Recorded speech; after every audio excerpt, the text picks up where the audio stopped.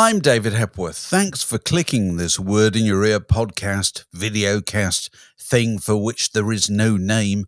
Mark Ellen and I have been creating in this line since 2007. And if any of it has met with your approval, then please click to subscribe because it helps.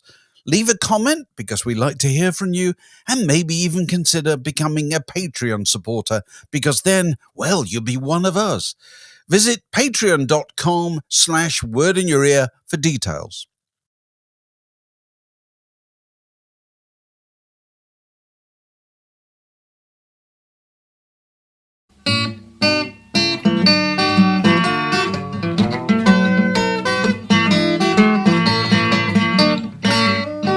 You're listening to a podcast from The Word. So, David, as I'm sure you're aware, Taylor Swift now owns her entire back catalogue.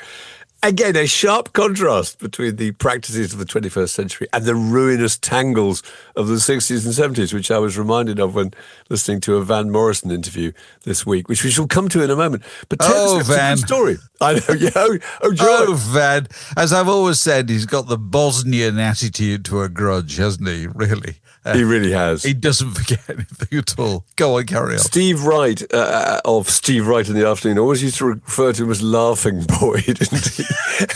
Little Ray Ray of the new one Sunshine. by Laughing Boy, which is quite funny. But anyway, no, there's Taylor Swift story. I think it's quite interesting because, you know, if I remember rightly, a guy called Scooter Braun had bought her old label.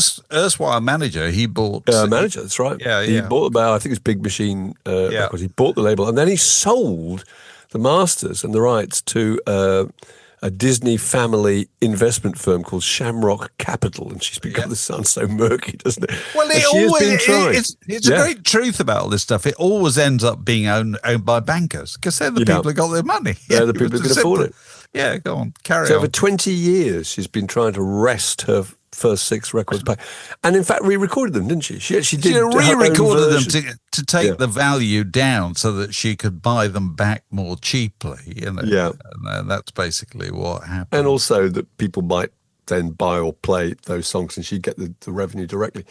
But I thought it was really interesting. And it reminded you of all the people who'd been, you know, had these terrible deals. I mean, Van Morrison in this interview, Dylan Jones, our old pal, interviews him, and there's a little kind of YouTube clip of this. And he's absolutely fixated about the bad deals that he was subject to in the late 60s. You know, remember Burt Burns? Burt Burns. Who bought his catalogue or was managing him and then... Well, he was the great songwriter, you know, Svengali, producer, manager, figure, you know, Here Comes the Night, all that stuff. It's all Burt Burns. And but clearly, and he recorded Van, didn't he, in 1967, then put out an album called "Blowin' Your Mind." Yes, which in itself would cause you judders of pain. And Van wasn't even consulted on it. I mean, he just suddenly realised this record was out, you know. And at that time, was then writing different stuff. He was writing stuff that eventually came out in Astral Weeks, and was just a massive thing. And I was just interested by how wound up he still was about this now. And I don't blame him, actually, I have to say. And it's just interesting that we look back as outsiders on people's careers and think, well, that must have been a glorious time. You know, we interviewed Nick Kershaw recently, didn't we, about on our podcast talking about the 80s. And you got Nick Kershaw, that must have been fantastic, all those hits. You know, he was saying, I found it really, really stressful and really worrying, the whole thing, and I'm much happier now, you know. And Elkie Brooks, we talked to Elkie Brooks just yesterday, didn't we? And Elkie Brooks, so much of her life was about how difficult it was being a kind of teenage girl, the only girl on the tour bus with all these old country musicians, you know, just supporting the Animals in America and supporting the Beatles. They weren't particularly happy memories, were they? Well, very often, no, it's interesting, you know, that success is very often accompanied by a hollow feeling that you've been taken one way or another, you know, so that musicians don't always look back on their most successful period with quite such benign feelings as we observers do, you know. And you think of all those people like David Bowie's deal with Tony DeFries. Oh, well, David Bowie is absolutely extraordinary, you know, that he, you know, David Bowie, who's kind of public persona is always been the idea of a shrewd, calculating person who always saw the big picture. Well, no, the deal he did with Tony DeFries in 1970, 71 or whatever was catastrophically bad. Yeah. So basically, they after all the expenses, everything was 50-50 between DeFries and Bowie, which meant that Bowie years later, nearly 30 years later, had to launch those Bowie bonds in order to borrow the money from the money markets to buy the 50% that he didn't own. So all that stuff, I don't know, Low and Station to Station, the Heroes and all that stuff. 50% of it he never saw at all, and that stuff clearly caused him a great deal of anguish, but it was, I think it was quite all the time, isn't it? Justin Hayward, we talked to him, you remember talking about signing a deal with Lonnie Donegan's company? Yes. When he was about 16. Yeah, we were talking to Stuart McConey about his new Beatles book, and just reminded of the amount of money they lost in the merchandise disaster in America too. Again, they thought they'd estimated to be about $1 billion worth of. Well, I do, yeah. You can't possibly work out what they lost. Can't work it out. But it's worth, the papers are all full of, Taylor Swift as suddenly seeing the world in a different way than anybody's ever seen it before. It's not entirely true, No, not remotely. For instance, Ray Charles owned all his own masters from the Atlantic years onwards. Yeah. So when he signed with the ABC in, I think, 1960, he had a deal which meant that the masters reverted to him. And so all his biggest hits, all modern sounds in country and western and all that stuff, he owned that stuff. So when he died, I think the masters were sold for a very significant sum of money. So it remained in the family. Dave Clark made his own records, did he, and then licensed them to the record companies to put them out. He managed. Dave Clark 5 were enormous. They were Beatles scale big for about a year. In America in 64, 65, and he managed the group and made the records independently and leased them to EMI, which the Beatles never did. So he obviously did a very good deal out of that, and that's why Dave Clark ended up owning Ready, Steady, Go and all these things, that he invested very shrewdly in rights. So there are loads of cases of people who've been quite shrewd, sometimes in the beginning and sometimes it took them a while. I mean, people like Paul McCartney obviously invested in song catalogues, in Buddy Holly and West End shows and all that kind of thing. Frank Sinatra, after his experience with Capitol Records, that he started Reprise Records in order to own his own stuff. James Brown owned his own stuff, so Taylor Swift is not utterly unique in doing this, and Taylor Swift's obviously had to buy that stuff, and no doubt had to pay a great deal in re-recording her own stuff in order to depress the value of this stuff. And it's a contract is, with exceptions, it's an opportunity to renegotiate, isn't it? Because what tends to happen very often with acts is that they may have a bad deal at the start, but if their fourth album looks as if it's going to be huge, that's when they can renegotiate the terms on the earlier ones, or ownership of these things. It's constantly going on. It's interesting. In the same week we were talking about this, can we just briefly reflect on the fact, there's something I read this week, the estate of Jimmy Buffett. Remember Jimmy Buffett? Oh, I saw this, yes. The kind of Hawaiian shirt wearing, parrot toting, advocate of lying in a hammock and relaxing. Drumming my six string on my front porch. Smell the shrimp; they're beginning to boil. This is about a brand new tattoo. The man who gave us Cheeseburger in Paradise. All those brilliant songs about relaxation and not thinking about money and not worrying about that stuff at all. His estate. He died 2 years ago. His estate is worth $275 million. And according to his widow, who started legal proceedings just in the last week, it isn't earning enough money. Well, I thought that was really interesting. The guy who's running the estate, I think, charges her, is it 1.7 million a year in order to run it? Well, and it generates less than 2 million. So it's not really making any money at all. So she's suing him for not. But it may be that, because I would have thought Jimmy Buffett is valuable stuff, not just the radio play, but you'd think that the value of a Jimmy Buffett track on your suntan lotion commercial, your Budweiser commercial, your Shades commercial, do you know what I mean? It's just a load of people on sun loungers, isn't it? Why wouldn't that work? Well, the interesting thing about Jimmy Buffett is, I think I'm correct in this, I think he licensed his brand to a series of retirement communities in Florida or southern, the American Sun Belt, so that people could spend their retirement on a sun lounger in a Hawaiian shirt, sending for a cheeseburger in paradise and, sipping a margarita. A margarita. It wouldn't do for me, Mark. It's not my idea. No, not really, but, you'd think, I mean, A, it's extraordinary that it's worth that much, but B, you'd think it would be making more money, and I don't blame her for trying to wrest it back. He's now, of course, countersuing to get rid of her, so it's all... Oh. It's all very peaceful. It's very Buffett-esque, isn't it? Yeah, so $275 million. That's quite...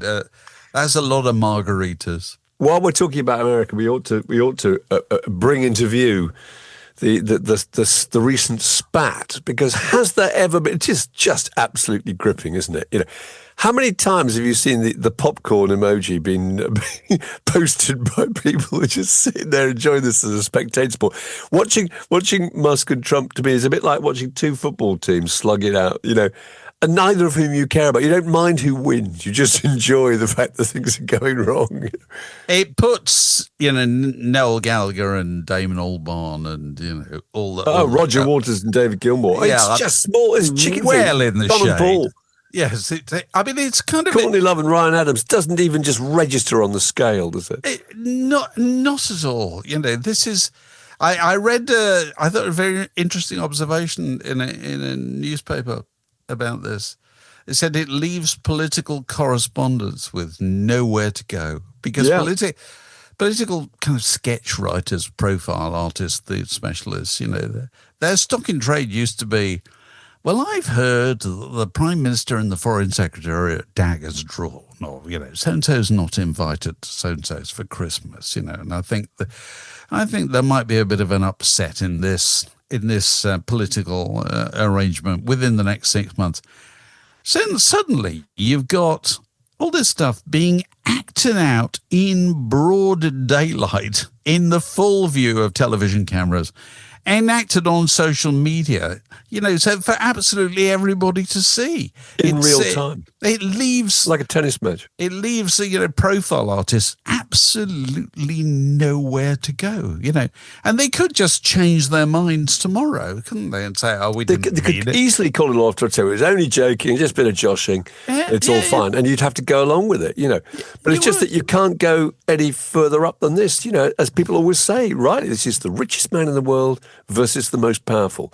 You can't imagine two more prominent figures, can you? Anywhere. In Trump's case, possibly the best known person in the world at the moment. Oh yeah, I would have thought so. Surely. It fascinates me. But also, I was wondering, there's a vague connection between this and the Beyonce tour. Are you following the Beyonce tour? Obviously. Well, she's at Tottenham. She's at Tottenham this week in the pouring rain, I think, mainly. But go on. Yeah, and all about the ticket sales, because it's one of those reverse things whereby people pay a lot of money for the tickets when they're advertised, and they can now buy. I've just had a look, and you can get a ticket to these things at 80 quid, meaning presumably you can probably get one for quite a lot. Now, 80 quid surely is not much to see Beyonce, is it? I wouldn't have thought. I don't know. Well, we've always said this, haven't we? The great fuss happens around tickets when they're first put on sale. Yeah. And there's a certain amount of just hype in order to charge a lot for the expensive seats. You have to create kind of false urgency, don't you? Whereas we've always said, if you go on the day, you probably get in. You're probably going to pick one up. I know. No, I think there are a few. I think that there were certainly last night, according to the review I was reading in The Guardian, the Alexis Petridis review, which is terrific, saying how good it was. I'm sure it was. I absolutely love Beyonce. I think it's brilliant. She's brilliant. But the idea that there are empty seats and they're giving some away, and it made me think that is some of that to do with the fact that this record, obviously she's one of the most prominent Democrat supporters. She went out and campaigned with Kamala Harris, didn't she? So we totally understand her relationship with the current America. But this is a show that, you're never that far away from a pair of leather chaps, a Stetson, a neon bar sign, a flying pink Cadillac, etc. It on the surface, it's a kind of glorification of American culture, isn't it? Obviously, it's not about. It's far more complicated than that. But it's a very American show that you're watching. But that's always been. Don't you think that's always been a huge element of American success in this country? We've talked about this before. The British success overseas, tends to be usually groups. Bands are Britain's kind of gift to the world, And the success of American acts over here tends to be solo acts, Michael Jackson, Madonna, Bruce Springsteen, Prince.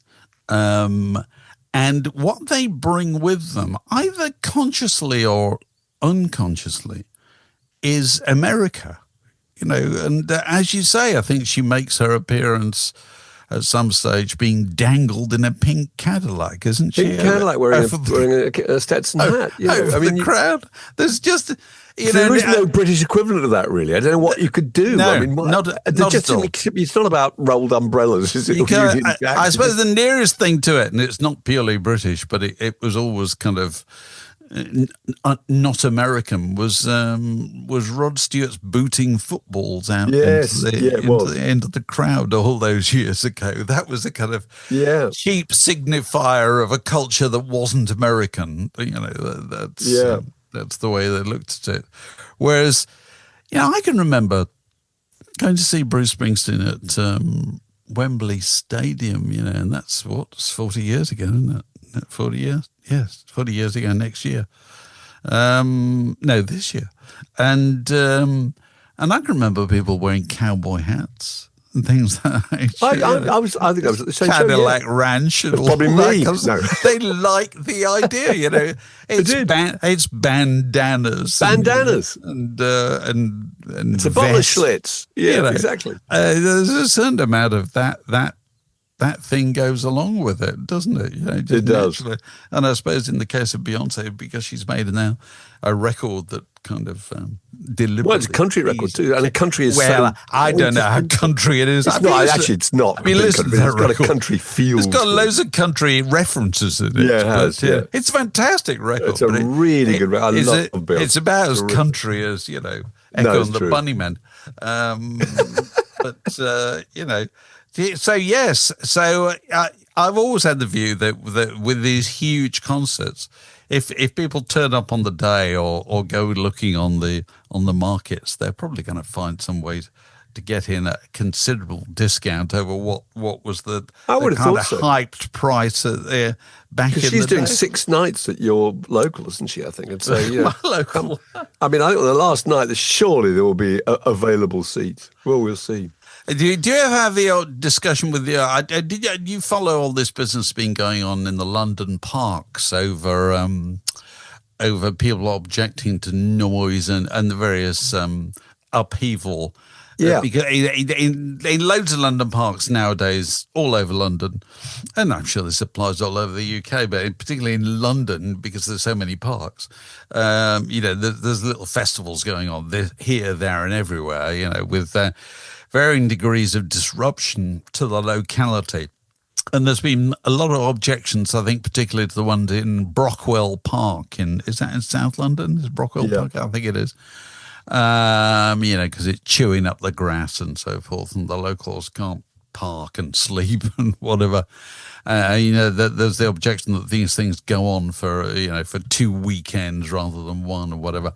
And where we live in North London, we're in Southgate, which is N14, and I suppose the nearest, we're not that far from the Tottenham Stadium. and because I kind of see it from the top of the house.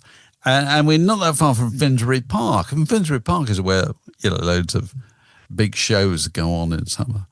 And my wife always says, I swear we can hear the noise from Finsbury Park. I say, you couldn't possibly hear. There's so much noise in London. You wouldn't be hearing it from that far away.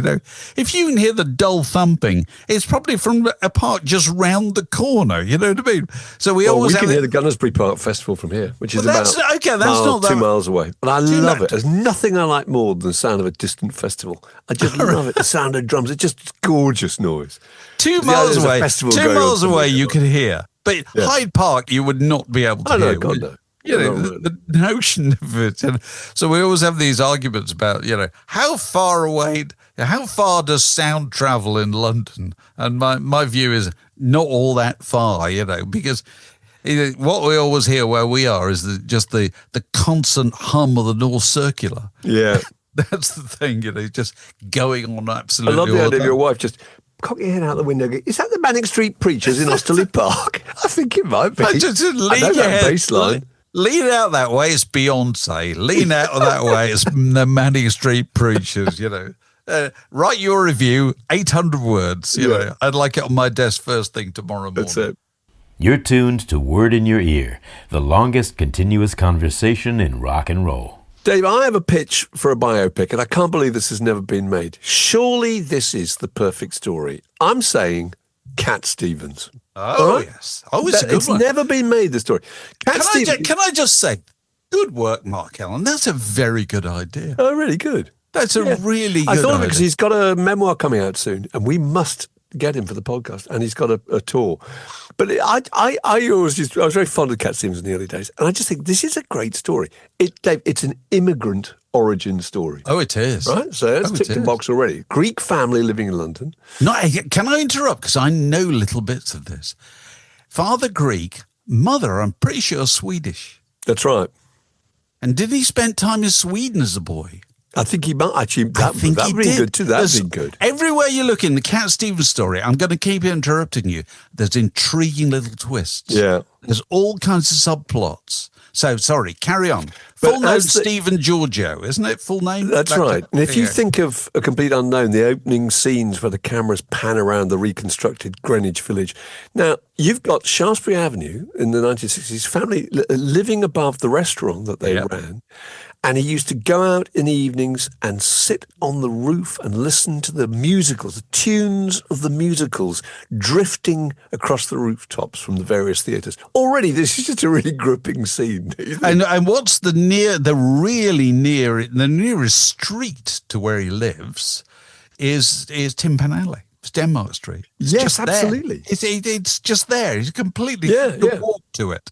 Go on. Yeah. Yes. So he grows up with... So you got that. Then he goes to school. Two Eyes Coffee Bar, all those things. Two Eyes Coffee Bar, all these places, exactly. Denmark Street, exactly. He's right in the heart of it. Goes to school, bullied at school for being an artistic boy. So already that's another little fascinating element. He's an outsider. They don't understand. Too good looking. Terrifically good looking, exactly. He then trains to be a cartoonist. So that's already an interesting scene. I can see that one. He's going to be a cartoonist, going to be an illustrator.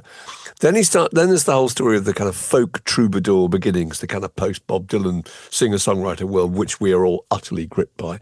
Then he makes his first single, I think it's his first single, which is I'm Going to Get Me a Gun. That's a good story. So I can now see a kind of ruthless manager, cigar chewing, exploitative type thrusting a pistol in his hand and saying, you're going to do this song, which of course he might then have objected to. Then you've got the whole story of the 60s pop stardom, which is just fantastic. It's a love affair with Patti D'Arbanville, who he wrote the song about, of course. Toured with Jimi Hendrix, and was it the Walkers who did it? It was amazing. The Move, I think. Yeah, he's on that. Certainly Hendrix. Hendrix was top of the bill, so that's a fantastic moment in my movie. Then Pirate Radio is the main agent in his initial success. They're playing all these records. So already again the outsider, and it's the pirate world and all the people you can wheel into the movie. Then contracts TB. I know. Did he really? Do you think this is the manager saying? Well, no, I don't think he's a Dylan's manager. motorcycle I think it's Dylan's motorcycle crash. I don't know, but he just wanted to get off the treadmill, So he had, for people too young to remember this, he had Matthew and Son.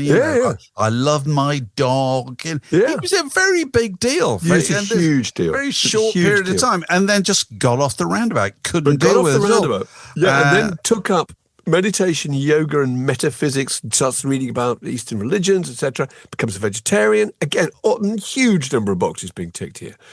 Then you got the story of the 70s stardom, which is also really good, I think, with the albums with his own... Well, he's bigger. He's bigger. So now you've got, Peace Train, and you've got Father and Son. Father and Son also, that's a great moment in the movie. Don't you think this is a song for the ages? Really incredible, really struck a chord. Love affair, Dave, with Kylie Simon. Now we've started. Yeah, absolutely. She wrote a song, I guess Kylie Simon, can I recommend a memoir? Kylie Simon's The Boys in the Trees, which is terrific because, she was... well, how can I put this in a gentlemanly way? She was she had a busy love life in the early 70s, particularly, and she wrote the song "Anticipation" about the fact that she was going to go to bed with Cat Stevens. There's a wonderful picture of the two of them together, both at the kind of high noon of their beauty. Absolutely extraordinary stuff. They're the most fabulous looking couple you've ever seen. Unimaginably fabulous looking. It was so great. And then, as we will all remember, in 1976, he nearly drowned off the coast of Malibu in California. He was swimming, got caught in a riptide, and as hard as he could swim towards the shore, he realized he was drifting away from the shore, and he realized that he'd been warned about these currents. He thought, this is it. It is all over. And then made this kind of internal deal with himself that if by some miracle he was saved, he would dedicate the rest of his life to Islam and to his religious belief, and he would abandon music, etc. And indeed, the miracle happens, and the tide turned or whatever, and he found himself back on the shore, and so retired, didn't he, for 20 years? Yeah. And that was the period. I was in the middle of that I interviewed. Changed his name to Yusuf Islam.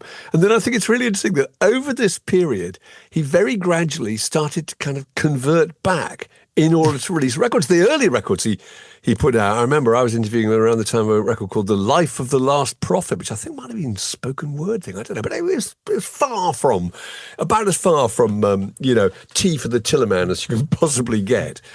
And very slowly, he then changed his name. So he was Yusuf Islam, is how he used to release records. And then he was Yusuf. And then he was Yusuf Cat Stevens. And you get to the point where you think it might just be Cat Stevens again. It's a bit like John Cougar. Do you remember when I interviewed John Cougar, he was Johnny Cougar. They changed his name to John Cougar. Then he was John Cougar Mellencamp. And then he was John Mellencamp. That's true. There's a very gradual exchange here where you're ultimately finishing up with a completely different person. But anyway, and during this period, all sorts of things happened to him. One was that he flew out to America to re-record a version of Peace Train with Dolly Parton, and was barred entry into the States. He wasn't allowed in. He was taken into the customs area, he was interrogated, and he was then deported and flown back to Britain for having believed to have given money to the Palestinian causes, So, I think it's an incredible story. And you could end this, well, you could end it now with this tour or whatever, with the memoir, or you could end it with the triumphant return in 2023 to Glastonbury. Comes back to Glastonbury, plays the Pyramid Stage, plays all the fantastic old hits, and which of course all the audience know all those songs because they've learnt them at primary school. Moonshadow, Father and Son, those are primary school anthems, have been for years. So people who have no memory of Cat Stevens know those songs. They're in the bloodstream of the culture, as they say, Absolutely. But it is an extraordinary story. I can hear my cell, kind of a generational voice. His songs formed an iconic musical odyssey that intricately recorded the journey to self-discovery. You can just hear the cell, can't you? And it's a great story. I'd watch it, Dave, wouldn't you? But you've also, you've got political figures, and you've got Salman Rushdie in this story, and it touches on satanic verses. Absolutely all kinds of things. It's the story of our times told in a really unexpected way, actually. Yeah. No, I can see it. And as I say, I have already bought a ticket. This is Word in Your Ear, from Aardvark to ZZ Top and back again. I see it's open house weekend, isn't it? This weekend is when people open their gardens. And I note that one of the places that's open house is Nick Mason's place in the country. Is that right? Nick Mason. It is. Nick Mason out of Pink Floyd. It is. I noticed that. And in fact, you and I went there, Dave. We went there. For the wedding of his fantastic daughter, Chloe. We did. Years ago.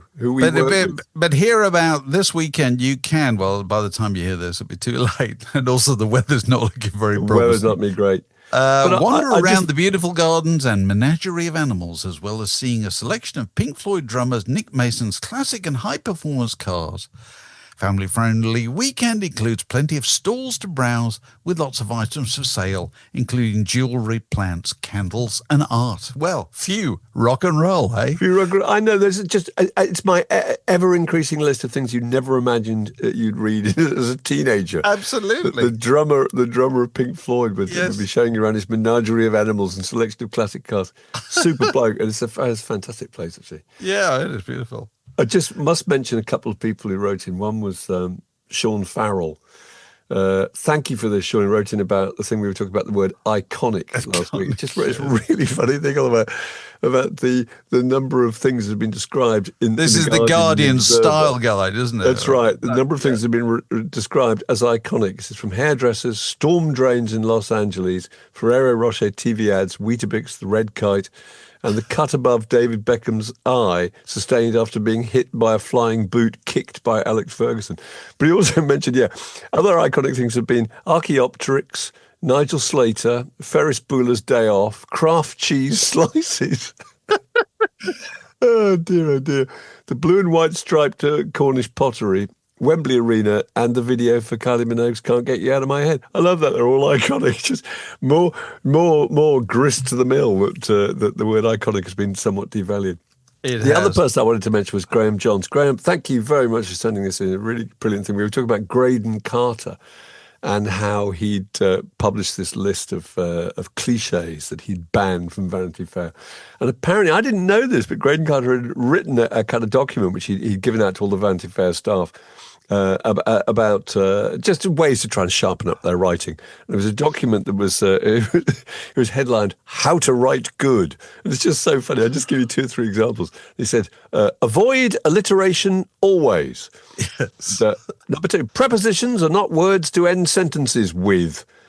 Avoid cliches like the plague, brackets, their old hat, close brackets. It is wrong to ever split an infinitive. Foreign words and phrases are not apropos. One should never generalize. Exaggeration is 1 billion times worse than understatement. I like number 14. I quite like this. Profanity sucks. Yes, that's good. Because it's quite interesting, profanity in kind of formal English. I think it kind of has its place if it's used really sparingly. Yeah. If suddenly a kind of a profane word just appears in the middle of a paragraph that is full of normally well-behaved words, it's kind of funny, I find, or shocking, But generally speaking, the word "sucks" written down is just terrible. It is awful. I think it's that's a real sign of the deterioration of language. It is. But the passive voice is to be avoided. It's all very well framed, these points. Oh, they're beautiful. They're very, very good. Analogies in writing are like feathers on a snake. That's just very clever, isn't it? No, it's very good. And so, go on. Again, it ends with, "Who needs rhetorical questions?" Yeah, very good, very good. There it is. So what have we done this week? We've, I think last week we probably talked about Rob Cager, who compiled the Small Faces Autumn Stone reissue, talking about the whole extraordinary complex world of of how records come to be reissued or not. We've also talked to the great Martha Wainwright, who's on tour in the UK. Who is really and good. The moment, who is terribly good. Really, really, really funny and interesting. And you talked to her about her, asked her about the song that her mother wrote. Yeah, in which she features, a song called Matapedia. A fantastic story about her mum's old boyfriend mistaking Martha for her mum. Because Martha would have looked exactly like her mum did when she was 17. The same age. Yes. We've done. We talked to Stuart McConey, which is terrific. And obviously we were a bit worried when we talk. Whenever we talk to Stuart McConey, it's a little bit like talking to Danny Baker. We're a little bit nervous beforehand. We think, will there be awkward silences? Will people run out of things to say? Because he's obviously shy and doesn't really. You've got to really get him out of his shell. You got to winkle him out. And particularly this was particularly challenging because he was talking about the Beatles. It was something about the three of us know absolutely nothing about. And so, he was, as ever, a kind of force of nature. It was absolutely brilliant. It was great fun to talk to him. And that's his talking about his book with a little help. What's it called? With a little help from their friends. About 100 people who's changed the Beatles story significantly. Yeah. It's really, really good. It's very good stuff. And that'll all be with you as soon as possible. And we also do already with you. We do, because I should stress at this point, I haven't spoken about this before, but I feel now is the time. If you would like to play your particular part in keeping this show on the road, one of the ways you could do it is by becoming a Patreon supporter. And the way you do that is go to patreon.com/wordinyour-ear and find out how you could get involved. And if you're involved at the correct level, you could be joining us on the occasion of your birthday to throw your own personal log on the Word in Your Ear fire. And that honour went this week to Paul Thompson. And now it's time for Word in Your Ear's birthday guest of the week. And yes, we're joined by Paul Thompson. And Paul, very nice to see you. Happy birthday. When was it? Last week's. So yes, just missed it a little bit, but all went well. Good for you. And you have something to add to the conversation, a query. I do have a query. Yeah. I went to an event recently called the Music Video Preservation Society, which wow, is which is a lot more fun than it sounds. That says a lot in itself. That does. It's like an Italian job. So you can sit in the cinema and watch all the sort of new and old videos and just kind of hear people talking about them. But it just struck me that I had never really thought about the position of music videos in the whole kind of world of popular music much, and why are they there, and all the money and effort that goes into them. It seems like we should be maybe spending more time looking at them. So I tend to look at them maybe once or twice and never go back. And somebody spent a hell of a lot of effort putting these things together. Well, they were there originally because groups who couldn't play on Top of the Pops. It was MTV, wasn't it? They did it. With MTV, you could get a video on MTV and you could play to a world audience that you could spend your entire life touring live that you would never get anywhere near matching that number. Yes. But it's just a question of whether, and it made people like Michael Jackson, didn't it? I mean, there were certain acts that were just absolutely made by that format. Yeah. Yeah. It's funny because only the day before yesterday, I was talking to our old friend Nigel Dick, and Nigel had a long career as a video directed Britney Spears videos, Guns N' Roses, and so forth.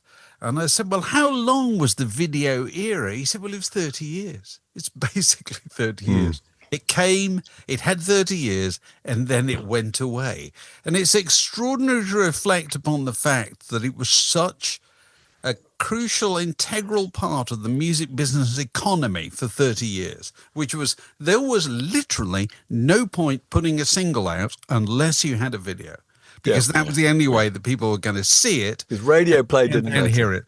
Yeah. It all came second to the video. The news was made by Duran Duran or whoever it is. They've done a new video in which they do this or that or the other. And of course, one of the points Nigel made is, to me, is it's very difficult to talk to anybody about a video nowadays because there's very, very little you can do in a video that you can't do on one of those phones, on a smartphone. You know, whereas at the time, if you wanted to kind of look cool, you had to have a bunch of professionals with professional lighting in there and makeup artists and Winnebagos and wind machines and all the paraphernalia to make you look cool. Nowadays, anybody can make themselves look cool with an iPhone. It's really easy to do. That's how Instagram runs. There's even a filter to make sure you really do look cool. Well, it just does it naturally. You know? Yeah. So it had the effect during that period of elevating any bunch of unlikely oiks with guitars into suddenly looking like cowboys or astronauts or whatever. You know, I quite like the theory about that. I think it's Gary Kemp was saying that because all the British bands were, they were groups of people together, and you could watch the interaction between them. Whereas nowadays, it's mainly people on their own, which is not quite so interesting. Well, that's certainly true. Although video tended to kind of try and place a narrative on the top of a band rather than just pointing a camera at a band and saying "Get on with it." You know, I think it affected imagination a bit actually, because I think up till that point, music wasn't necessarily a visual thing. The moment the video arrived, music, well, certainly popular music, singles were, became a visual concept. You never heard the song without having a mental image of the video that accompanied it. It's a bit like books that were unillustrated. Before they were illustrated, you had your own reading of what that book represented for you. But the moment somebody illustrated or made a film about it, you kind of thought of it that way. I think that was a bit of a shame, actually. I think it reduced the possibility for imagining. You know, before that, you would listen to a song and you'd often think about the time of your life when you first heard it or whatever. Now you tend to think about adamant flying through a stained glass window or dressed in a suit of armour, you know. I tell you what strikes me as extraordinary is that in popular music, now that it's been going, in its current form for as long as it has, it relies on regular waves of nostalgia, on us rediscovering the past, and it's suddenly deciding that what wasn't cool is now cool again. This doesn't apply with video at all, it seems to me. I've seen no sign of, hey, let's go back to the glory days of 1986 video. I get on a yacht. I don't see anybody making an Instagram video which tries to look like, I don't know, ZZ Top doing Sharp Dressed Man or any of those things that used to be so important. And I tell you was the other thing, Mark and I often, when we reminisce about the old days of Whistle Test and Rock Around the Clock, its kind of annual bank holiday, 2-day spectacular, whatever, that revolved around a thing. I don't even remember it. You're probably far too young. There was a thing called the video vote, where we basically listed 10 videos and people could phone up in the chance that they might get to see It's Only Rock and Roll or Like a Virgin, Two Tribes, or God knows what. Yes. And they would sit up all night. It's inconceivable. Well, it's extraordinary, I think. Yes. It's funny because I was just thinking that if someone said that on tonight's telly on BBC there was going to be a programme of the 10 best videos ever made, I wouldn't find that at all enthralling for some reason. But if they said there's a programme about the greatest album covers ever made, I'd really want to watch it. I don't know what it is about video, but I think it's kind of lost its appeal. I look back at it now as just a sales mechanism that was really fun at the time. Except at the same time, it's also all on YouTube. Yeah. So if you want to look at even the most obscure, what was the fifth single by, Big Country or whatever, it'll all be there. It will be there. You can look at it. You can refer to it. Whereas for years, it simply wasn't. You know, it was hidden away in a cupboard for long periods of time, and anticipation built up. And another thing is, I don't think there's that many that are that influential, apart from possibly, I think, Subterranean Homesick Blues. If that was a video. Of course, because that's an example of a. Do you know that one, Paul? I'm sure you do. Of course, Dylan in the alleyway, you know, with the signs, and that's been imitated so many times. There's always an indication that something is really hugely significant and important if people do versions of it. But that's the only one I can actually think that people go, "Oh, that's someone's doing that video." Otherwise, I can't remember. It's funny that seems timeless, doesn't it? You can go back to it, and you can watch it again and again, and it still looks great. Yeah. It still looks amazing. It does. It's black and white and it's cheap. That's the key thing. Yeah. You know? It's a great idea as well, isn't it? With the cards. It's a brilliant idea. Expense, which is what so much video was about, does not date very well. You know what I mean? It soon looks silly, you know. So when you look back, Paul, to that golden era, was there anything from you went to see this, was it the Video Preservation Society? Is there, what stuck in your mind? Was there one video that you think, no, that I'd like to see that again? I don't know about seeing again, but it was just a real joy to kind of sit in a cinema with absolutely packed with people watching all these different videos. And I think they started off with Bananarama, which I think I'd probably go back and watch that again. There you go. Good. So were people whooping and joining in? No, was exactly. It yes, they're all very good, high spirits, and a bit like going to see the kind of versions of Sound of Music where you've got the words on the screen and all that. Well, that's really good. I like very it. Good, very good. All the old Adam Ant fans, all the girls bursting into tears when he comes on. Yeah. So there you go. So we've learned something, Dave, haven't we? The Music Video Preservation Society. Yeah, recommend us up. Very good to talk to you. Up the nans. Up the nans. This podcast was brought to you by The Word.